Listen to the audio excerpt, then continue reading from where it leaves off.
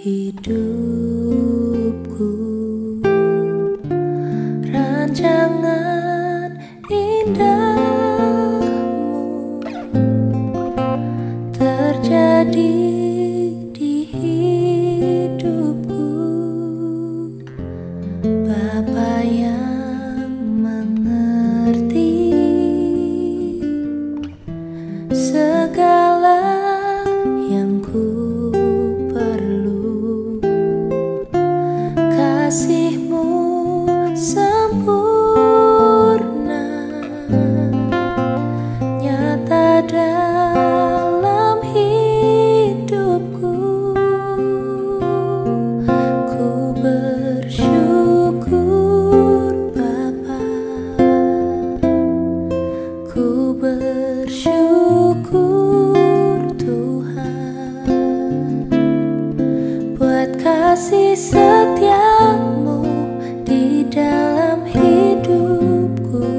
Ku bersyukur, ku bersyukur Bapa, ku bersyukur Tuhan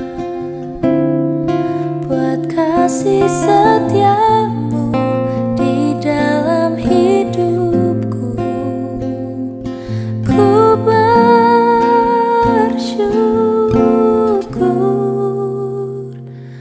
Tuhan.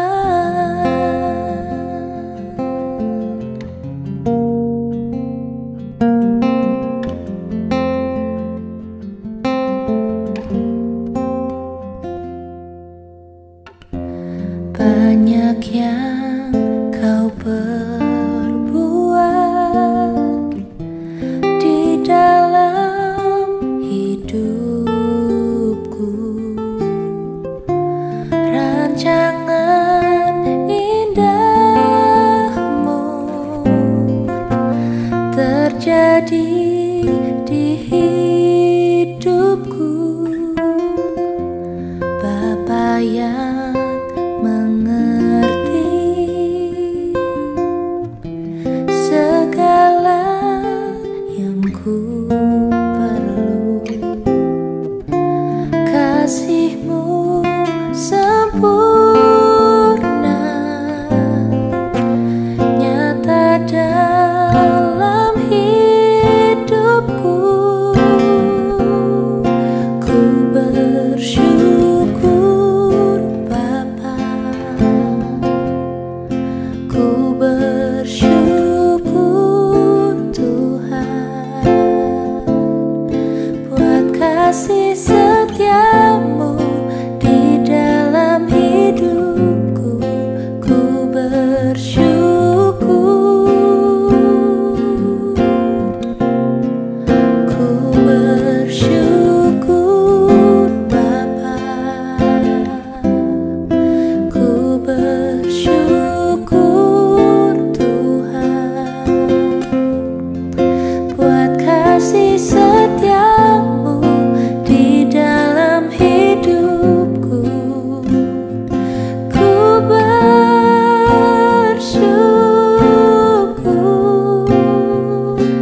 Tuhan.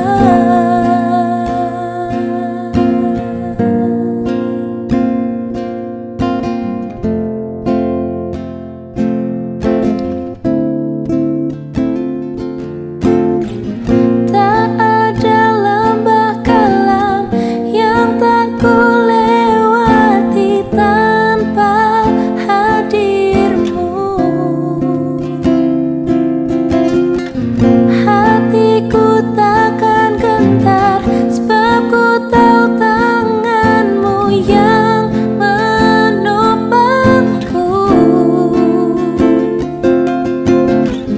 Tak ada lembah kelam yang tak ku lewati tanpa hadir-Mu. Hatiku takkan gentar sebab ku tahu tangan-Mu yang menopangku. Kau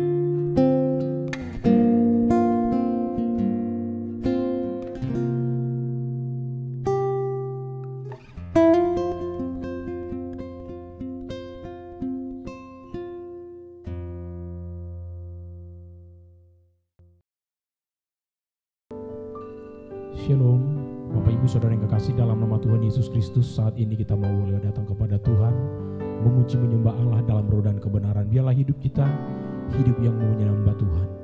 Terpujilah Allah. Haleluya.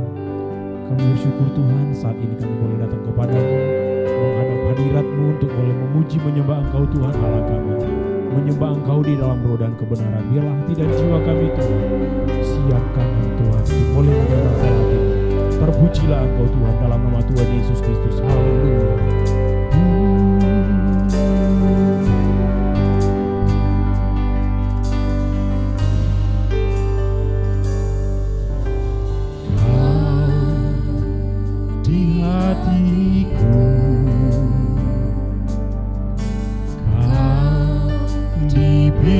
Pikiranku dan bawaku mendekat, di mana Kau tinggal. Kau di hatiku, Kau di pikiranku dan bawaku mendekat, di mana Kau tinggal.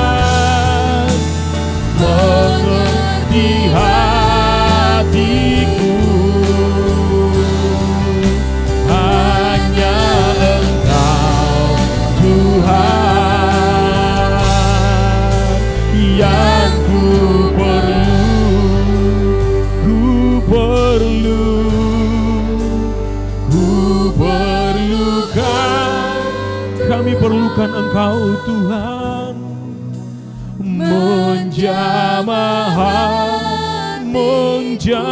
hatiku. Ku perlu Kau Tuhan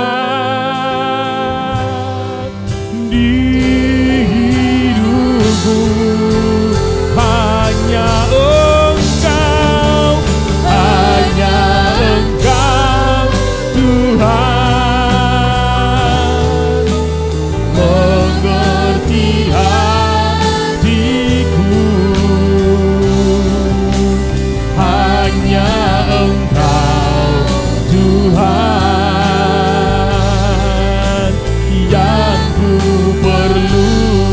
Hanya Engkau Tuhan, hanya Engkau Tuhan, hanya Engkau, hanya Engkau Tuhan, hanya Engkau, hanya Engkau Tuhan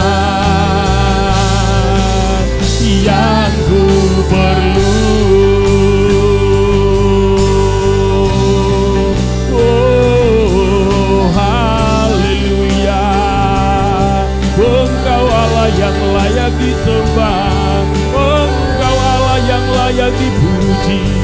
Kami perlu Kau, kami butuh Engkau Tuhan dalam hidup kami, dalam hidupku. Oh, haleluya. Biarlah hidup kami Tuhan menyembah-Mu Bapa, meninggikan Engkau Tuhan, memuliakan nama-Mu selamanya. Haleluya. Oh, haleluya, haleluya. Sebentar Tuhan, kami akan memuji memuliakan Engkau Tuhan Allah kami. Dialah Tuhan, sukacita Allah mengalir dalam hidup kami. Penuhi kami Tuhan untuk boleh bersyukur, meninggikan Engkau Tuhan, karena Engkau layak bertahta di atas puji-pujian. Yang siap memuji memuliakan nama Tuhan, bersama-sama kita katakan amin. Bapak Ibu Saudara yang kekasih dalam nama Tuhan Yesus Kristus, saat ini kita akan bersorak-sorai kepada Tuhan, memuji memuliakan nama Tuhan, sebab Dia Allah yang layak ditinggikan, dimuliakan di dalam hidup kita. Terpujilah Engkau Tuhan, haleluya, haleluya.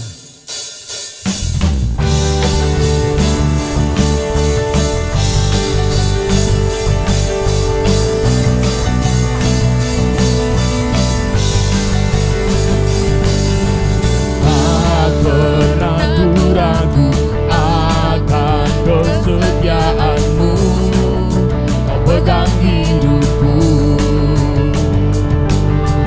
Sepenuh jiwaku ku yakin dan percaya, Kau tuntun langkahku. Yesus, Kaulah Raja dalam hidupku, berkuasa berjaya untuk selamanya. Hanya Kau Tuhan, sumber kekuatan, kuasa-Mu tercurah bagiku senantiasa. Dengan-Mu Tuhan, ku kan berjalan dari kemuliaan sampai kemuliaan selamanya. Haleluya.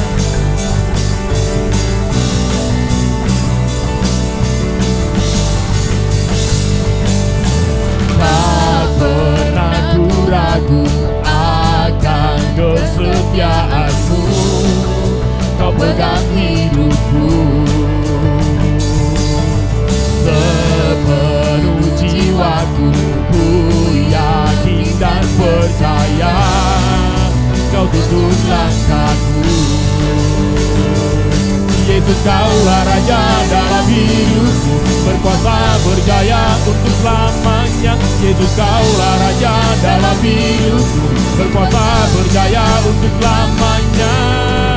Hanya Kau Tuhan, sumber kekuatan, kuasa-Mu tercurah bagiku senantiasa.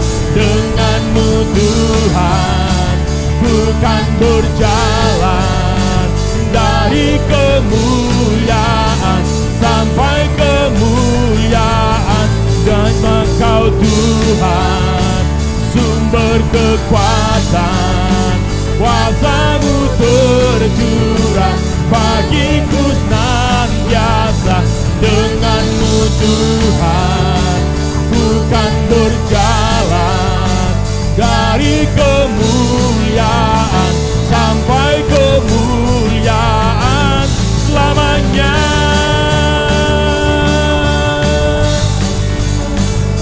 Selamanya.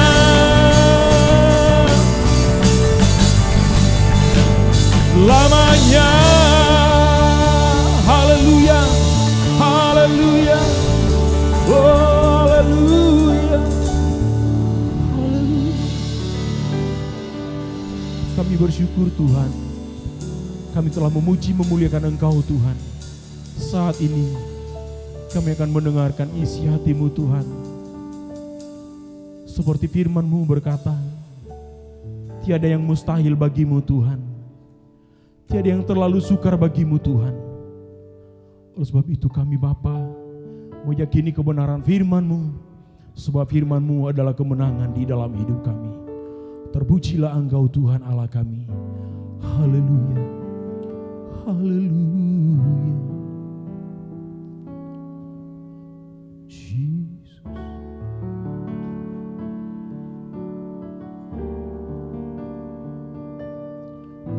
Yakin saat Kau berfirman, ku menang saat Kau bertindak. Hidupku hanya ditentukan oleh perkataan-Mu. Ku aman karena Kau menjaga. Ku kuat karena Kau menopang. Hidupku hanya ditentukan oleh kuasa-Mu.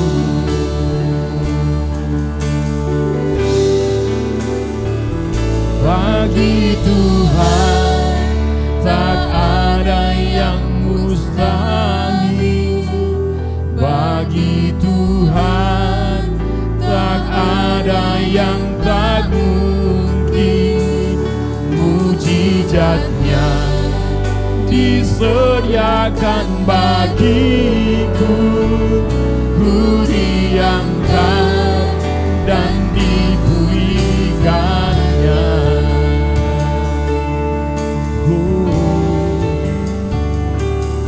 Ku yakin saat Kau berfirman, ku menang saat Kau bertindak. Hidupku hanya ditentukan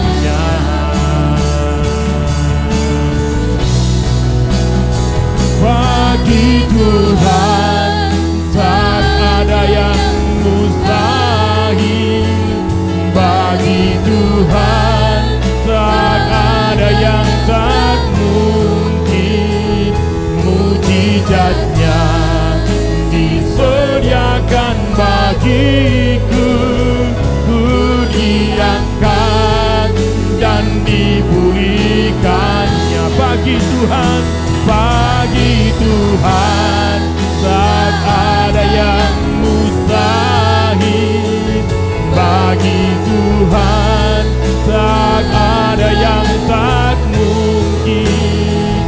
Mujizatnya disediakan bagiku. Ku diangkat dan dipulihkannya. Ku diangkat dan dipulihkannya. Ku diangkat dan dipulihkannya. Haleluya. Haleluya. Kami bersyukur Tuhan, hari ini kami boleh datang kepadamu Tuhan, untuk boleh mendengarkan isi hatimu.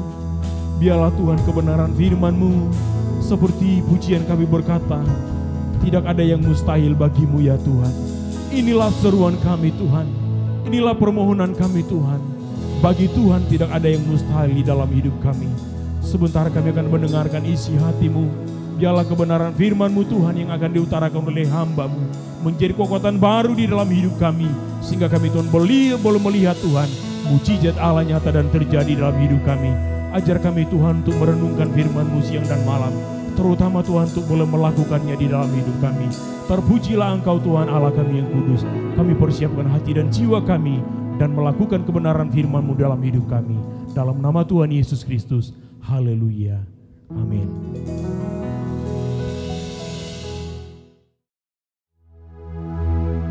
Shalom Bapak Ibu yang dikasihi oleh Tuhan, jemaat Tuhan, umat Tuhan. Saya bersyukur pada kesempatan ini kembali bisa menjumpai saudara-saudara sekalian dalam ibadah online. Saya terus mendoakan agar saudara-saudara semua tetap di dalam anugerah Tuhan, kemurahan Tuhan bertambah-tambah dalam hidup kita, juga penyertaan Tuhan, perlindungan Tuhan ada di dalam diri saudara-saudara sekalian. Pada hari ini kita akan melihat seri pertumbuhan rohani.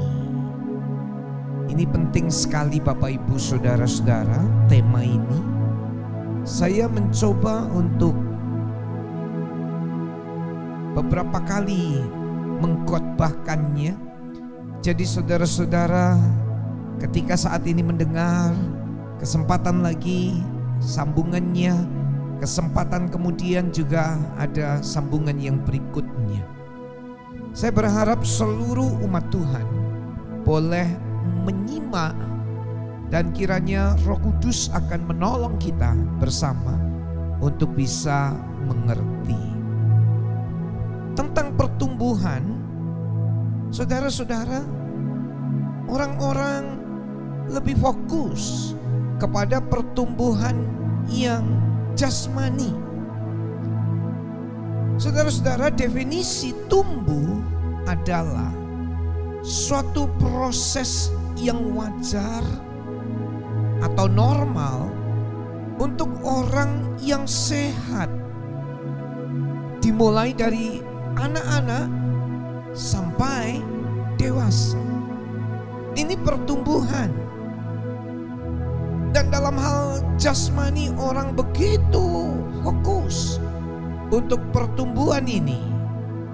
Orang tua begitu memperhatikan pertumbuhan anaknya. Gimana cara memperhatikannya Bapak Ibu? Ketika anak saudara lahir, mulai diukur berapa panjangnya, kemudian diukur berapa beratnya, dan lewat 1 bulan kemudian ditimbang lagi, diperiksa lagi. Lewat beberapa kali, beberapa kesempatan harus diberikan vaksinasi kepada anak kita masing-masing. Dan orang tua memikirkan bagaimana gizi yang cukup. Dalam beberapa saat pertama, ibu memberikan air susu ibu buat anaknya yang dikasihinya. Ini suatu hal yang baik. Dan lewat beberapa waktu kemudian, Bapak Ibu Saudara, orang tua memberikan gizi, memberikan vitamin supaya anak-anak bisa bertumbuh dengan baik. Ini suatu pertumbuhan yang diperhatikan oleh orang tua. Hal-hal yang jasmani. Juga orang tua mengajarkan kepada anak-anak bagaimana kebersihan, bagaimana cuci tangan, bagaimana sikat gigi, bagaimana mandi, kebersihan tubuh kita. Orang tua memperhatikan ini. Tetapi saudara-saudara, ada banyak orang tua yang lupa satu hal. Dia tidak pernah memperhatikan tentang pertumbuhan rohani dari anaknya. Dia tidak memperhatikan tentang hal-hal yang rohani. Fokusnya kepada hal-hal yang jasmani saja. Dan apa yang terjadi ketika anak hanya fokus dididik atau mendapat hal-hal yang jasmani, diberikan kebutuhan-kebutuhan jasmani, makanan yang dicukupkan, gizi yang diberikan dengan baik, diperhatikan dengan baik, tetapi tanpa perhatikan hal-hal yang rohani, tanpa mempedulikan perkara-perkara rohani, tanpa memikirkan pertumbuhan rohani, yang terjadi adalah suatu saat anak-anak kita, anak-anak orang beriman bisa menjadi tidak beriman lagi. Anak-anak orang percaya bisa menjadi orang yang tidak mau percaya kepada Tuhan. Anak-anak dari seorang yang baik, tetapi bisa menjadi rusak dan hancur. Rupa-rupanya ini yang menjadi, yang banyak terjadi di tengah-tengah masyarakat. Oleh sebab itu saya perlu menyampaikan ini supaya seluruh umat Tuhan bukan hanya berfokus kepada hal-hal yang jasmani, tapi kepada pertumbuhan rohani. Ini tentang pertumbuhan. Dan yang kedua tentang pemulihan. Saudara-saudara, pulih ini adalah suatu proses untuk kembali seperti semula sebelum terjadi kerusakan, kehancuran, atau sebelum terjadinya sakit, atau sebelum terjadinya kejatuhan.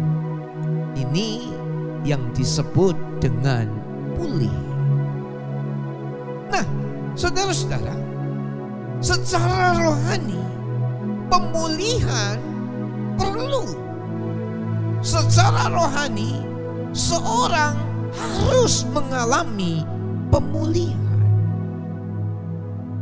Siapa yang harus mengalami pemulihan?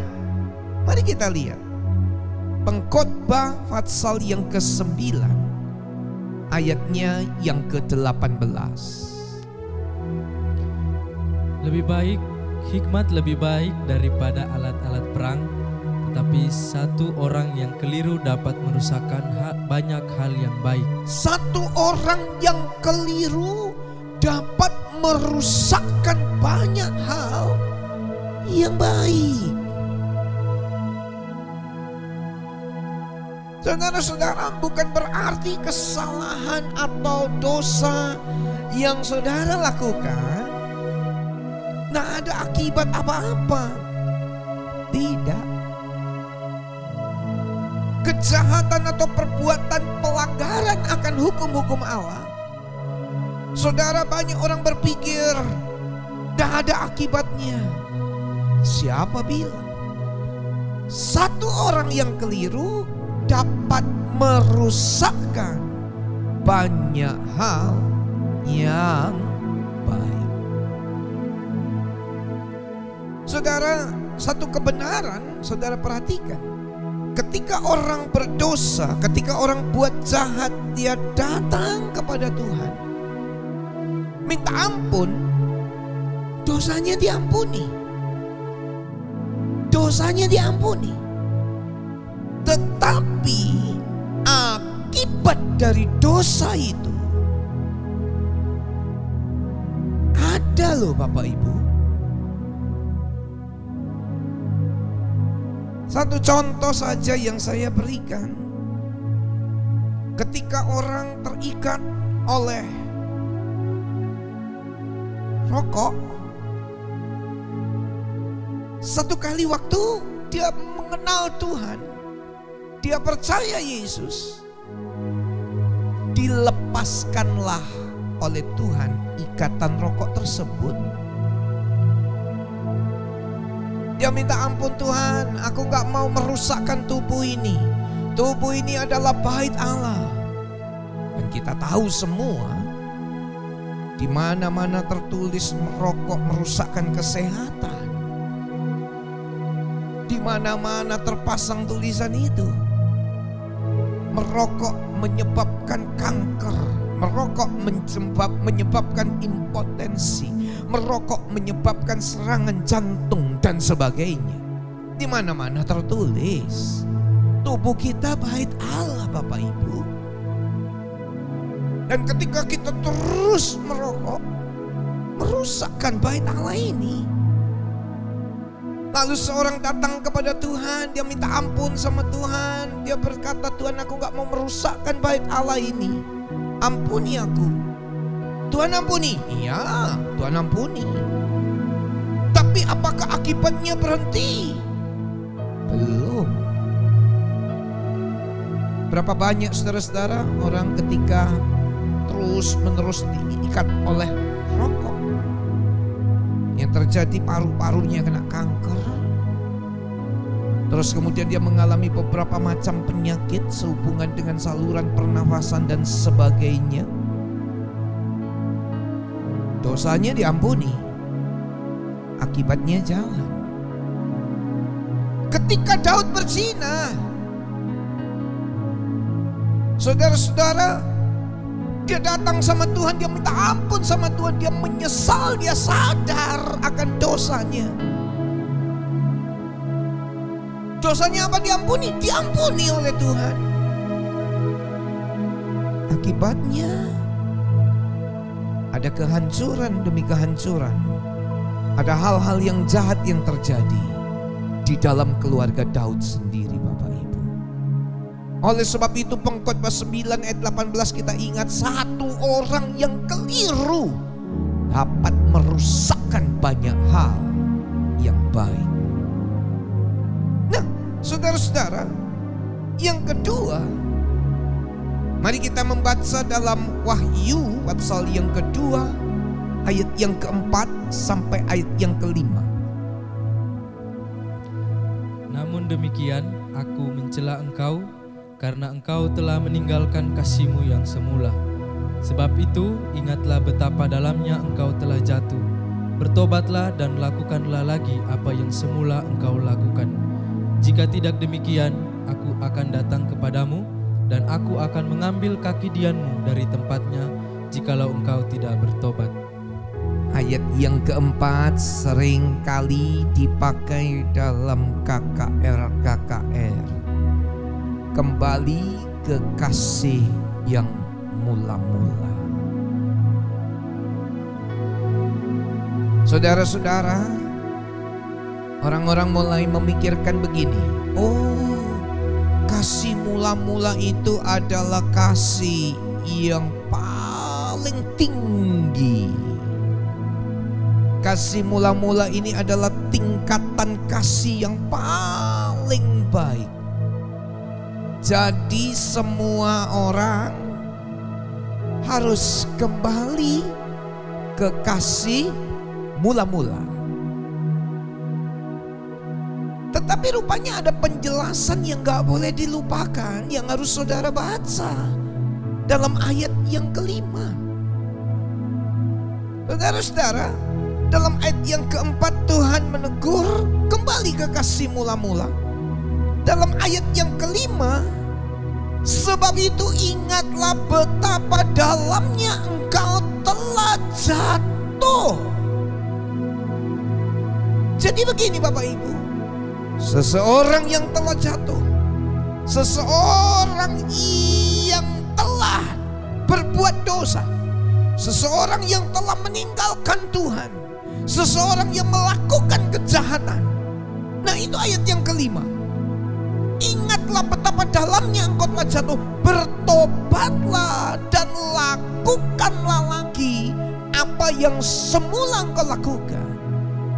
Jadi begini, kalau Anda sudah meninggalkan kasih yang mula-mula karena betapa dalamnya telah jatuh, Anda telah berbuat dosa, Anda telah melakukan hal-hal yang Tuhan tidak suka.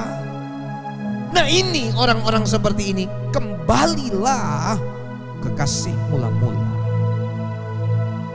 Saya tidak tahu dimanapun pemirsa berada, kalau saudara telah jatuh, kalau saudara telah meninggalkan kasih mula-mula, kalau saudara telah berbuat dosa, gak ada cara lain, gak ada jalan lain, gak ada pilihan lain, hanya satu, kembalilah ke kasih mula-mula. Lakukanlah lagi apa yang dulu engkau sudah lakukan. Lakukanlah lagi. Kalau dulu awal kita jumpa Tuhan, kita semangat memuji Tuhan, kita baca Alkitab, kita baca renungkan firman Allah, kita semangat untuk bersaksi, menceritakan kebaikan Tuhan. Tapi setelah seseorang mulai jatuh, seseorang mulai terikat oleh dunia, seseorang telah melawan hukum-hukum Allah, dia jatuh, maka akan hal-hal rohani tadi tidak dilakukan lagi Bapak Ibu Saudara. Ini yang harus kembali ke kasih mula-mula. Tetapi kalau para pemirsa dimanapun Anda berada, dalam keadaan kerohanian yang tetap terjaga dengan baik, Anda punya hubungan yang manis dengan Tuhan sampai saat ini, itu adalah anugerah Tuhan. Teruskanlah bertumbuh, makin cinta Tuhan, makin mengasihi Tuhan, makin sungguh-sungguh melakukan apa yang Tuhan mau dalam hidup kita. Saudara-saudara, ini secara rohani pemulihan diperlukan buat orang-orang yang telah jatuh. Saya akan memberikan gambaran atau contoh yang memudahkan saudara bisa gampang mengerti. Kalau ada orang sakit dan dia masuk ke rumah sakit, maka dia harus dipulihkan di rumah sakit sampai sembuh. Dokter menyatakan sudah sehat betul, maka orang ini baru boleh keluar dari rumah sakit. Beberapa banyak orang masuk rumah sakit, saudara-saudara, ini pemulihan. Waktu orang sakit masuk rumah sakit dipulihkan supaya pulih kembali kesehatannya.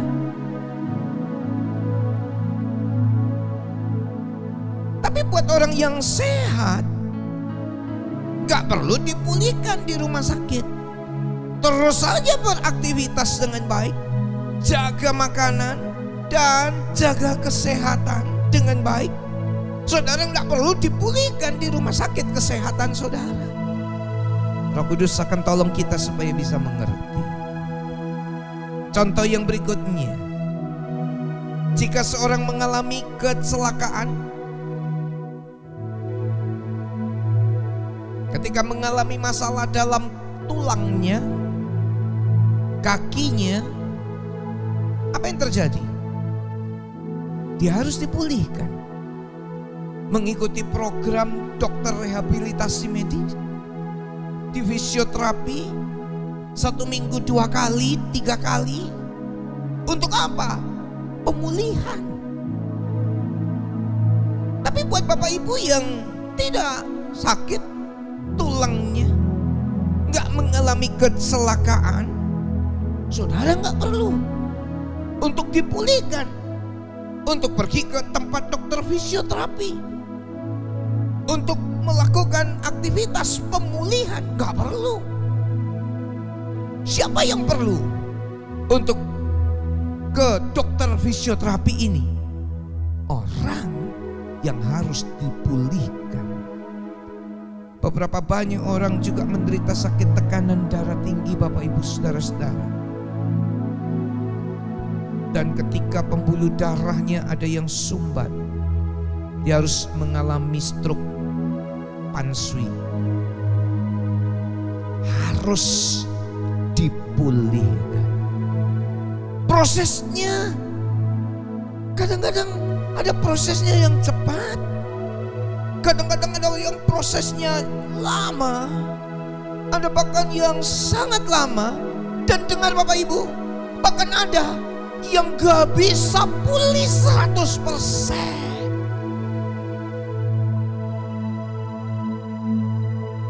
Saudara-saudara, ada yang mengalami gak bisa pulih 100%. Oleh sebab itu, kalau hal jasmani kita mengerti ini, maka baik-baiklah kita menjaga kehidupan rohani kita. Jangan jatuh dalam dosa. Contoh selanjutnya, ada perusahaan yang mengalami kebakaran, saudara-saudara, mengalami kerugian. Entah itu karena kebakaran atau kerugian-kerugian yang lain, perampokan dan sebagainya. Ya, harus mengalami pemulihan dalam usahanya. Contoh terakhir, mobil habis tubrukan, saudara-saudara. Penyok, hancur kapnya. Apa yang terjadi? Mau dijual, gak laku. Masuk bengkel, dipulihkan dulu keadaan mobil ini, didandani dulu, dicat lagi, diketok lagi oleh ahlinya. Saudara-saudara, ada 2 mobil, yang satu keluaran pabrik, yang satu keluaran bengkel. Yang keluaran pabrik dan yang keluaran bengkel, mari kita renungkan. Saya tidak bisa mendengar jawaban saudara. Mana lebih mahal? Mana lebih berharga? Keluar baru dari pabrik atau yang satu keluar dari bengkel? Ayo hidup kita, saudara-saudara, tetap kita jaga. Kalau secara jasmani kita mengerti, sekarang saya akan membawa seluruh umat Tuhan untuk bisa memahami dengan betul. Secara rohani kita harus bertumbuh. Secara rohani kita harus bertumbuh. Kita tidak boleh terus-menerus jatuh di dalam dosa. Kita tidak boleh terikat oleh dosa, karena pertumbuhan itu ada targetnya, karena pertumbuhan itu ada tujuannya. Targetnya, sasarannya dari pertumbuhan kita adalah, mari kita dengar baik-baik, Matius pasal yang ke-5 ayat yang ke-48.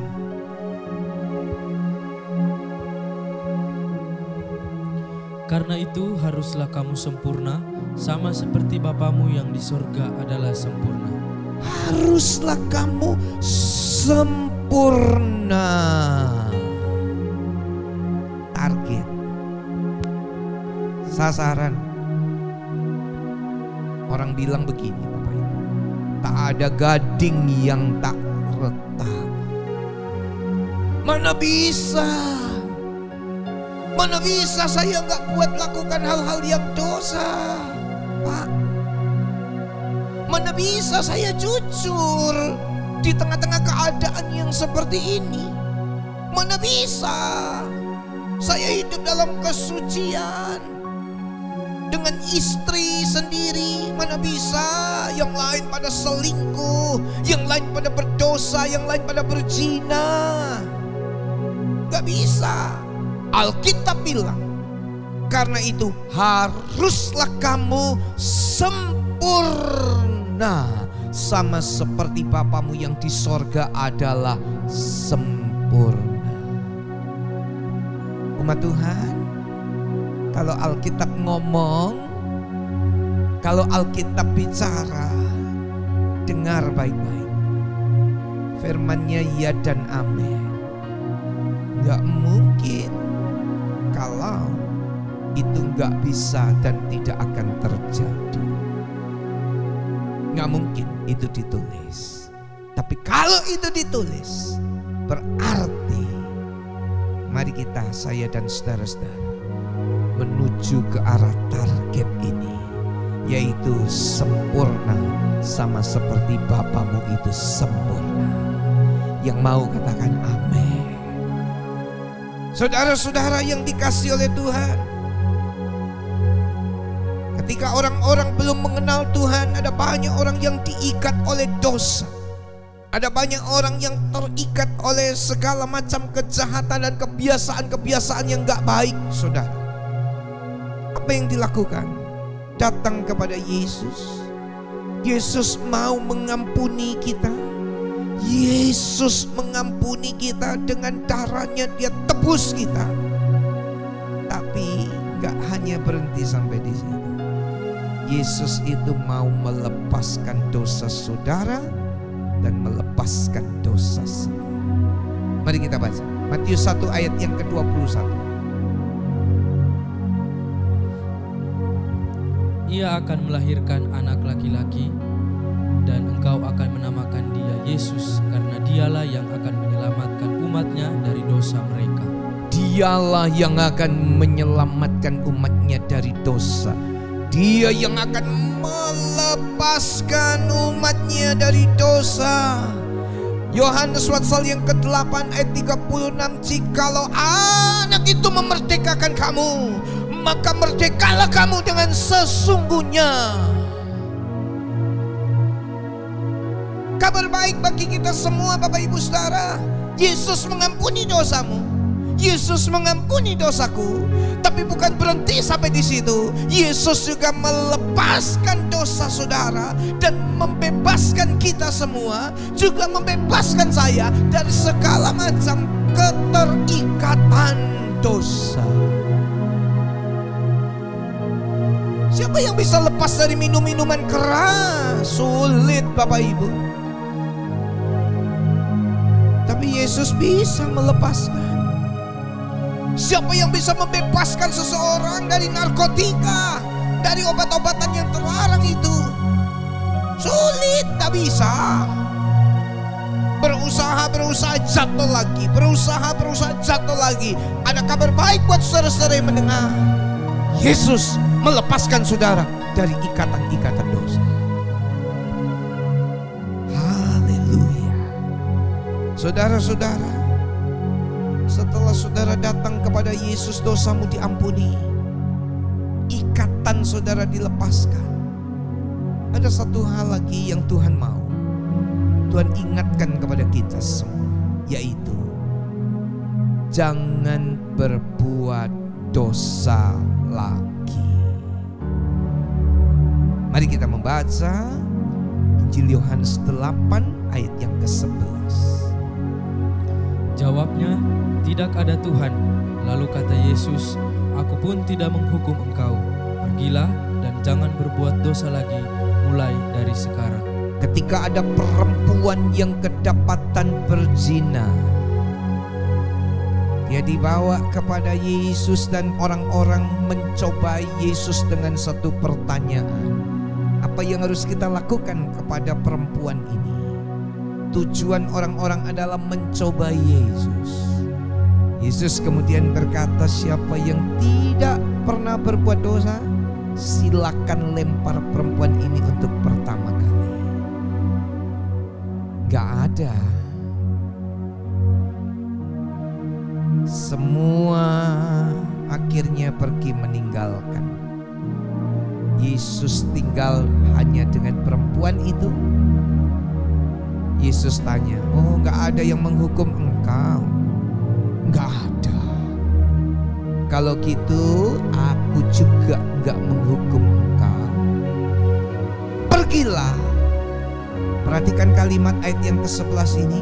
Dan jangan berbuat dosa lagi mulai dari sekarang. Para pemirsa dimanapun Anda berada, dengar baik-baik.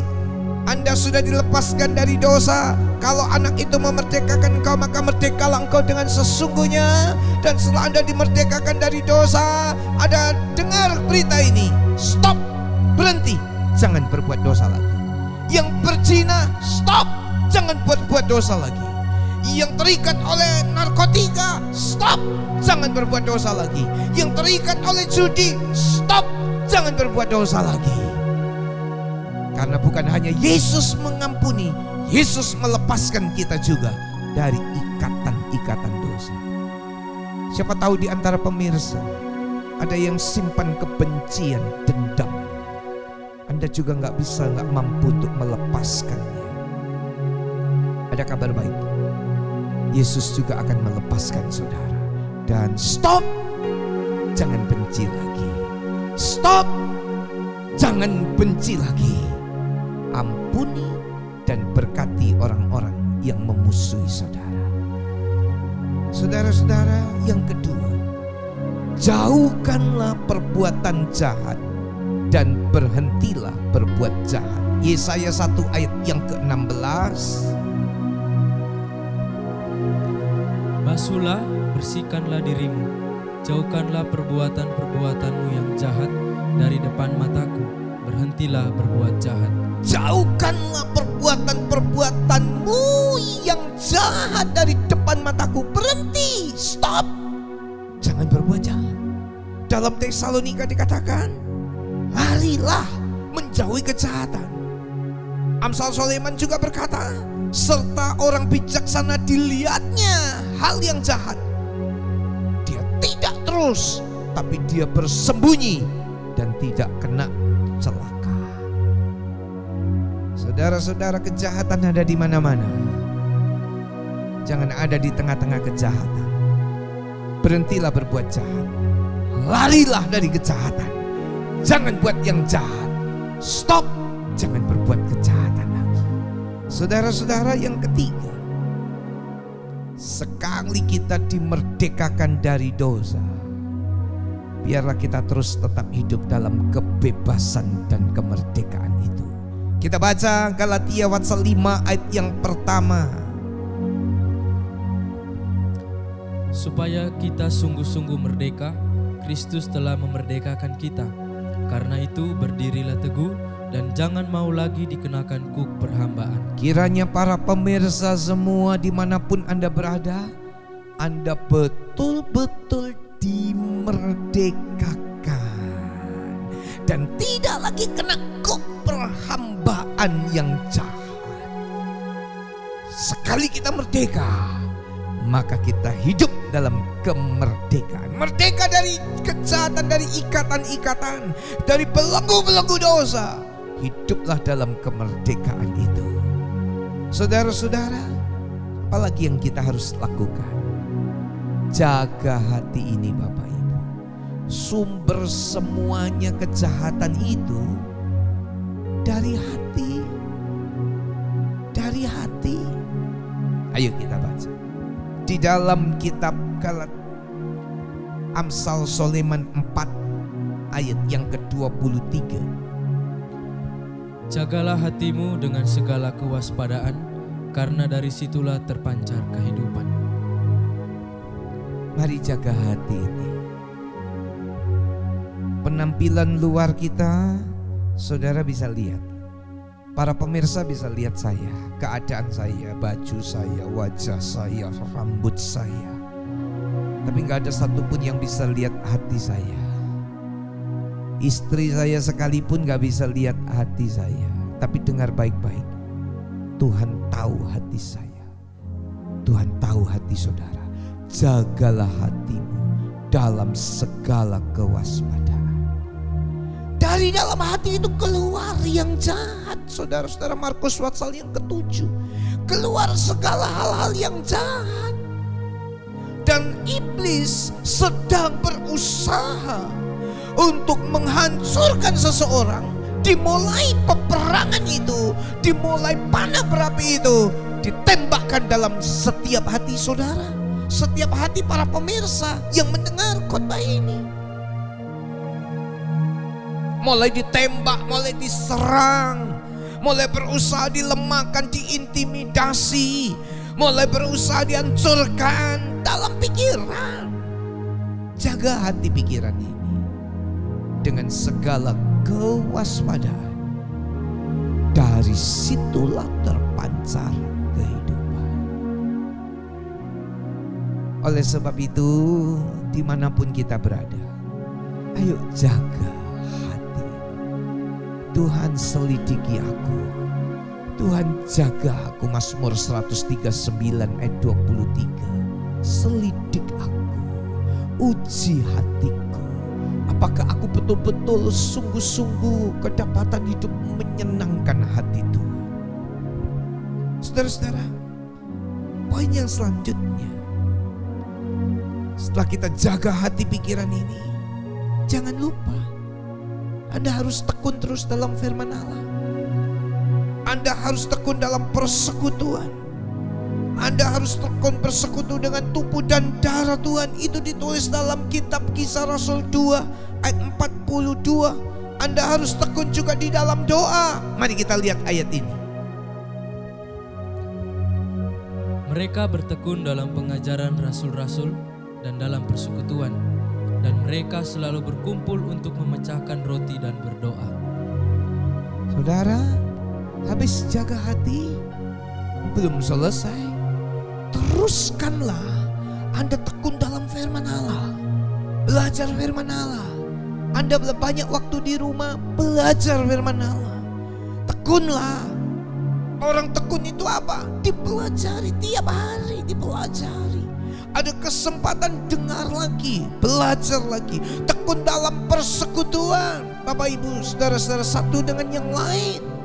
Tekun dalam doa, tekun dalam perjamuan kudus. Minggu lalu kita bersama-sama melakukan perjamuan kudus. Ini ketekunan yang harus tetap kita kerjakan bersama-sama. Tekun bersekutu itu, ayo ajak di rumah istri saudara, suami saudara, anak-anak saudara untuk bersekutu bersama-sama, berdoa bersama-sama, baca Alkitab bersama-sama, bertumbuh bersama-sama.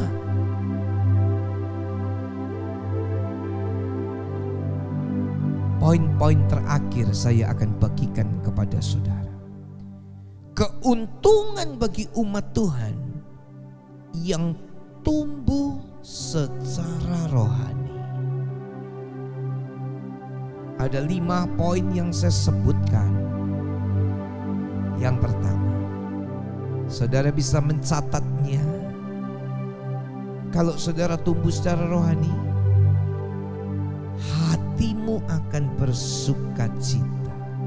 Sukacitanya murni tanpa ada kepahitan.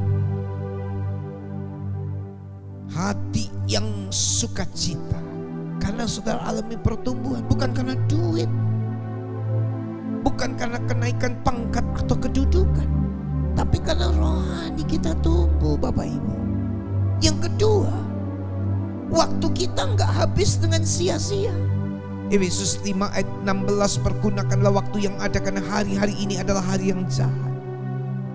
Waktu kita terus kita pakai dengan sebaik-baiknya, gak habis. Hanya untuk kita pemberesan lagi dengan dosa, minta ampun lagi karena kita salah, terus maju mundur, naik turun lagi, dosa minta ampun lagi, kemudian dosa lagi, jatuh lagi, bangun lagi, jatuh lagi. Enggak, itu banyak waktu kita yang terbuang Bapak Ibu. Beberapa pelajar seenak-enaknya gak mau belajar dengan baik.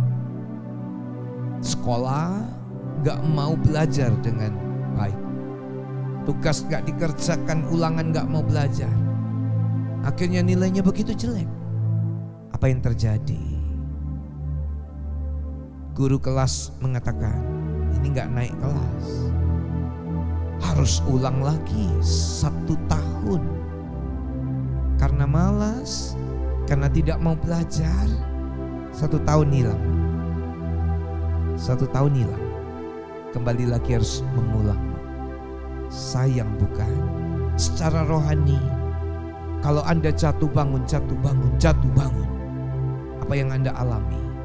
Gak tumbuh-tumbuh secara rohani. Yang ketiga, tingkatan rohani dan pahala yang siap menanti kita. Tingkatan rohani yang terus tumbuh, pahala yang udah disiapkan oleh Tuhan. Yang keempat Bapak Ibu, rencana Allah saya dan saudara bertumbuh sampai sempurna. Matius 5 ayat 48 ayat yang pertama kita baca tadi. Sempurna, hendaklah kamu sempurna seperti Bapamu itu sempurna. Dan kita terhindar dari kecacatan. Orang jatuh bangun bisa cacat loh. Dosanya diampuni, akibat dari dosa itu ada. Di penghujung khotbah ini, saya mau sampaikan himbauan. Ini himbauan, bukan paksaan, himbauan. Kalau Anda lakukan himbauan ini, maka berkat Tuhan akan turun dalam kehidupan saudara. Himbauan itu adalah jangan jatuh bangun terus menerus dalam dosa. Orang jatuh, Tuhan ampuni, pulihkan aku. Bangun lagi, jatuh lagi, ampun, pulihkan aku. Waktu akan terbuang begitu banyak, bisa cacat. Jadi himbauan ini, stop, jangan buat dosa, dan teruskanlah bertumbuh dalam segala hal. Efesus ayat terakhir, pasal yang keempat ayat 15. Tetapi dengan teguh berpegang kepada kebenaran, di dalam kasih kita bertumbuh di dalam segala hal ke arah Dia, Kristus yang adalah kepala. Dengan teguh berpegang kepada kebenaran di dalam kasih, saya dan saudara semua bertumbuh di dalam segala hal ke arah Dia, Kristus yang adalah kepala. Saya juga harus bertumbuh. Tidak boleh stop pertumbuhan rohani. Jemaat umat Tuhan dimanapun berada harus bertumbuh, bagaikan bejana siap dibentuk. Haleluya.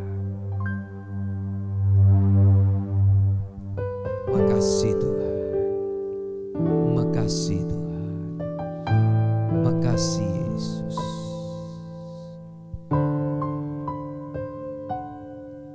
Bagaikan bejana siap dibentuk, demikian hidupku di tangan-Mu. Dengan urapan kuasa baharui selalu. Jadikan ku Allah dalam rumah-Mu, inilah hidupku di tangan-Mu. Bentuklah seturut kehendak-Mu, pakailah sesuai rencana-Mu. Mari bersama-sama katakan, ku mau seperti-Mu Yesus, disempurnakan selalu dalam segenap jalanku, memuliakan nama-Mu. Bagaikan bencana, bagaikan bencana siang dibentuk, demikian hidupku di tangan-Mu. Dengan urapan kuasa Roh-Mu, ku dibaharui selalu. Jadikan ku Allah, jadikan ku Allah dalam rumah-Mu, inilah hidupku di tangan-Mu. Bentuklah seturut kehendak-Mu, pakailah sesuai rencana. Mari bersama-sama kerinduan kita, ku mau seperti-Mu Yesus, disempurnakan selalu dalam setiap jalanku, memuliakan. Mari katakan, ku mau seperti-Mu Yesus, ku mau seperti-Mu Yesus, disempurnakan selalu dalam setiap jalanku, memuliakan nama-Mu. Mari Bapak Ibu Saudara-saudara, kita merenungkan firman Allah. Dimanapun saudara berada, seringkali ada tawaran-tawaran untuk berbuat yang jahat atau dosa. Dan kembali saudara lakukan, kembali saudara buat itu. Stop. Mari fokus kita kepada hal-hal yang rohani. Jangan buat dosa. Datang sama Yesus.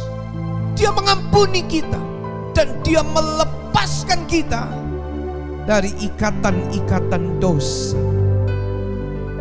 Siapa di antara pemirsa yang mau jadi seperti Yesus, mau ambil keputusan meninggalkan dosa-dosa dan kejahatan, mau mengiring Tuhan dengan sungguh-sungguh mulai saat saudara mendengar ini, mau fokus secara rohani?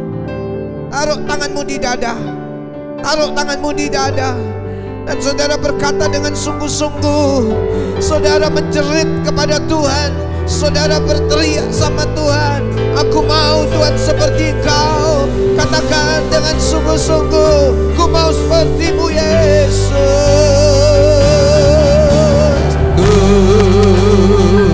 mau seperti-Mu Yesus.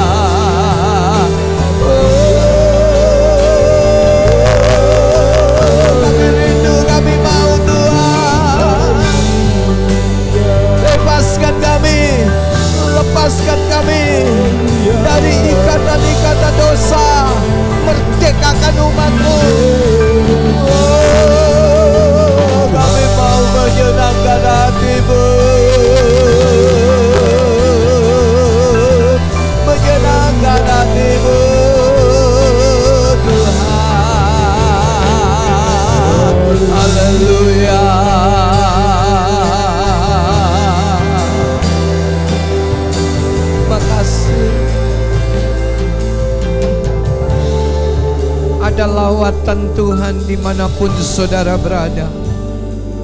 Ada kegerakan roh Allah dalam setiap hati saudara. Sehingga umat Tuhan mulai hari ini dibebaskan oleh Tuhan. Hamba-Mu sangat bersyukur ya Tuhan.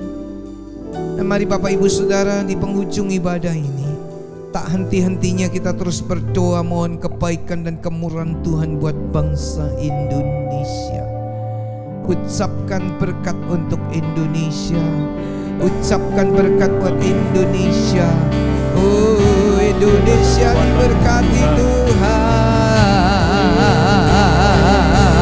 Indonesia diberkati Tuhan. Indonesia dipulihkan Tuhan. Indonesia diberkati, dipulihkan, dilawat oleh Tuhan.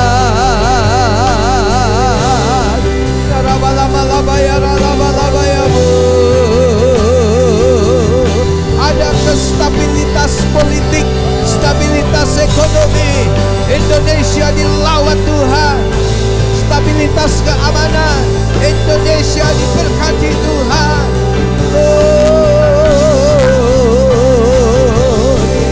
Terima kasih Tuhan. Kami berdoa buat Pak Presiden, para menteri, berikan hikmat Tuhan, berikan pertolongan Tuhan. Kami berdoa buat kepala-kepala daerah, gubernur, bupati, wali kota, berkati Tuhan. TNI Polri, berkati Tuhan. Para dokter, perawat, oh berkati Tuhan. Indonesia dipulihkan. Amin. Indonesia diberkati Tuhan. Sikabalamaya balabas sadaralabalabaya lalabu. Terima kasih.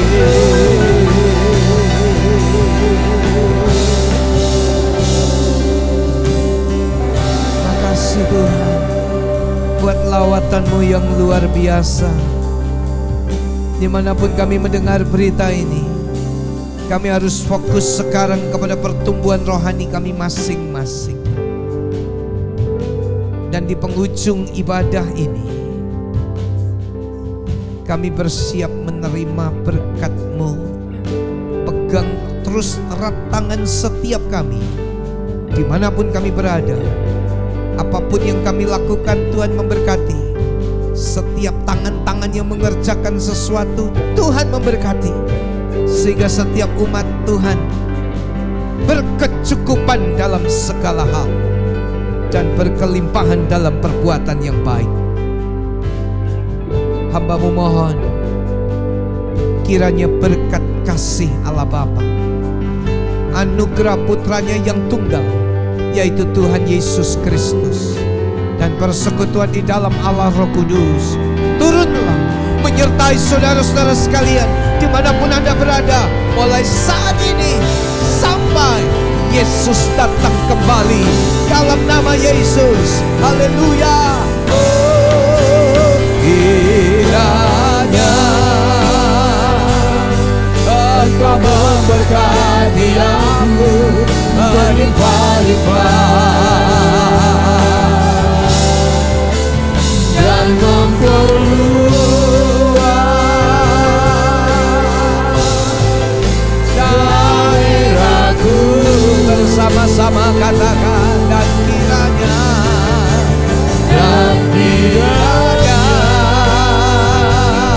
tangan-Mu menyertai aku dan melindungi aku.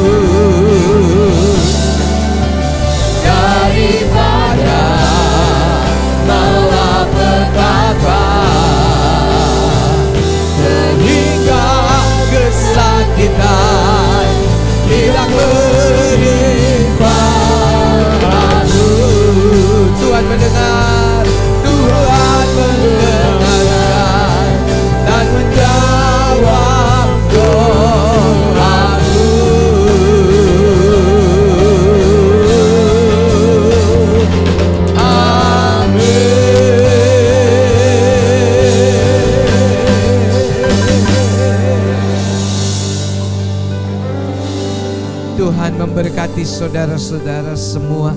Sampai jumpa pada kesempatan yang akan datang.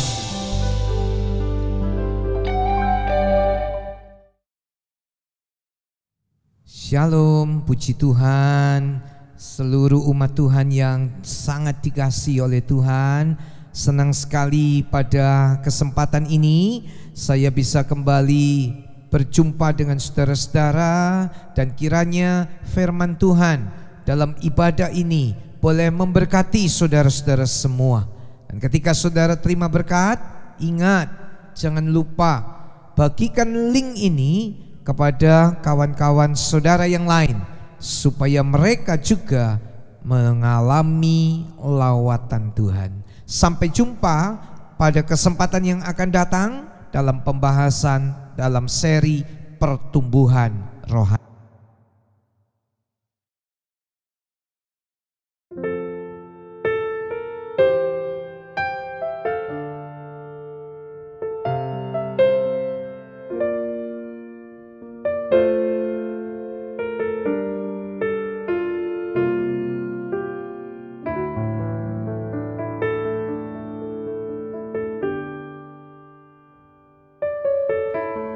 Banyak perkara yang tak dapat ku mengerti. Mengapakah harus terjadi di dalam kehidupan ini? Satu perkara yang ku simpan dalam hati, tiada satu pun kan terjadi tanpa Allah peduli.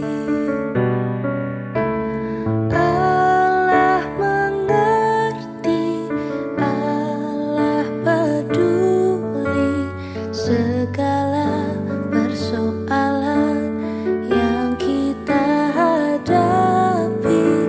Tak akan pernah dibiarkannya ku bergumul sendiri, sebab Allah mengerti.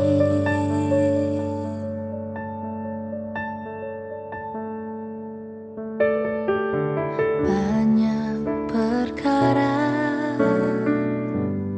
yang tak dapat ku mengerti.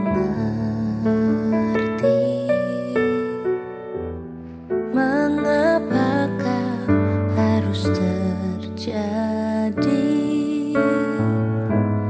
di dalam kehidupan ini? Satu perkara yang ku simpan dalam hati, tiada satu pun